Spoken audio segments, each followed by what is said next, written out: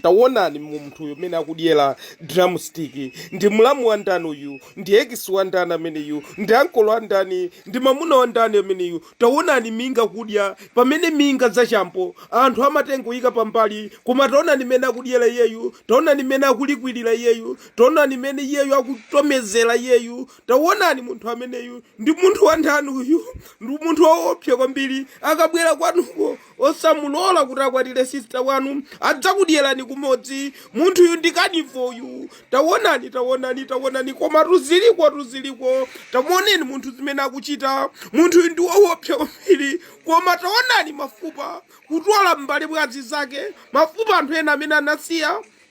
Iyeyo akuti mukuononga zakudya. Izi ndi zakudya zimene ine ndinabadwa kuti ndizidya ngati zimenezi. Taonani anthu tamangona tungati mwina ndikuonjezera, koma ndi anthu angati ayinu mmadya mafupa ngati mmene akudyera iyeyu, ndikutenga ndithu machips ngati timeneti, ngati chakumwa chake kutsukira mkamwa.